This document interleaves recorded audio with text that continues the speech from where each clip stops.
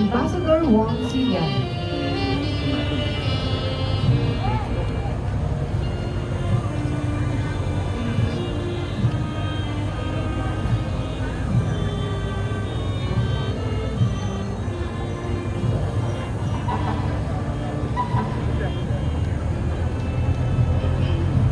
Finally, the writ from the city government of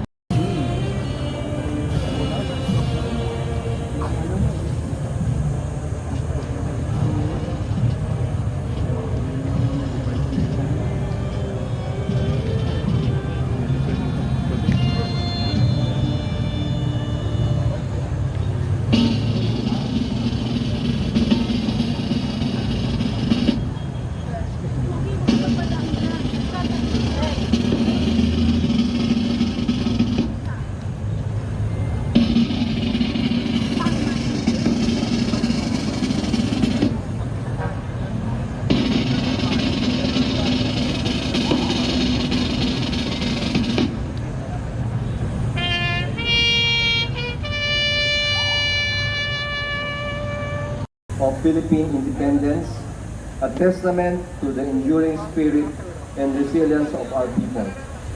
Today also marks the inaugural Filipino-Chinese Friendship Walk, symbolizing the deep bonds of camaraderie and mutual respect between our two communities.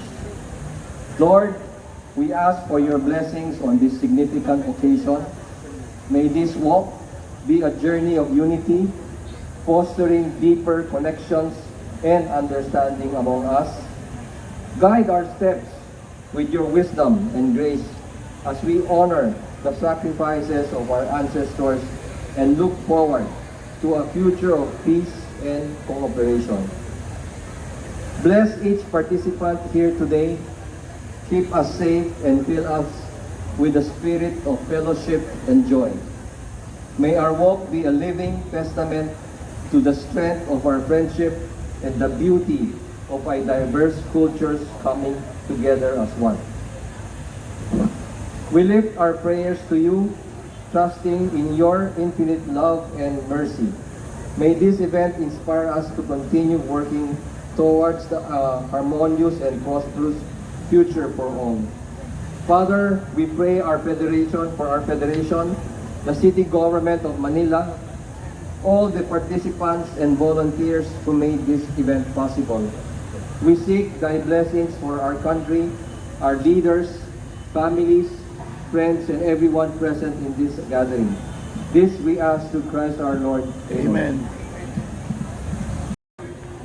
Independence Day is not just about freedom from our colonizers, but also about the freedom to chart our own destiny and pursue our dreams as a people. Together, let's continue our journey as a nation with the resolve to contribute to a better future for our beloved Philippines.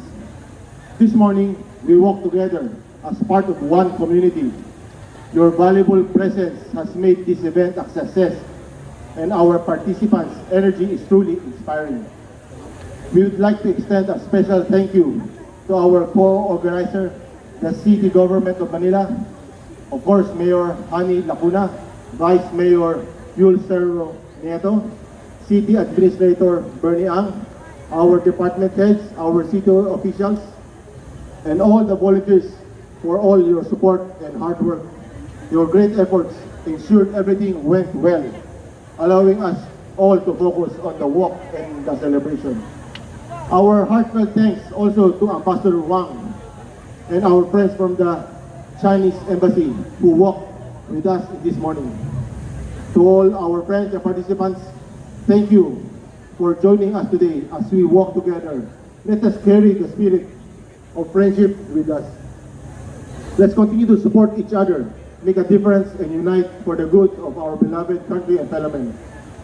Thank you once again for your wonderful support and participation. Magandang umaga po. Have a blessed Sunday. Dr. Cecilia Pedro, President, FFCC. His Excellency Ambassador Wang Silian, the Honorable former Senator Gregorio Honasan, kagalang-galang na Vice Mayor Yuserbo Nieto, kagalang-galang na city officials, mga butihin opisyal ng lungsod ng Maynila at ibang sangay ng pamahalaan, ang ating mga kaibigan mula sa Filipino-Chinese community, mga business at civic organizations, mga barangay leaders, mga kagawad, mga estudyante galing sa high school at sa colleges, mga kasama natin sa mga JCs, both the senators and the younger generations, mga kasama natin sa Rotary, sa sa Lions, Kiwanis nandiyan din.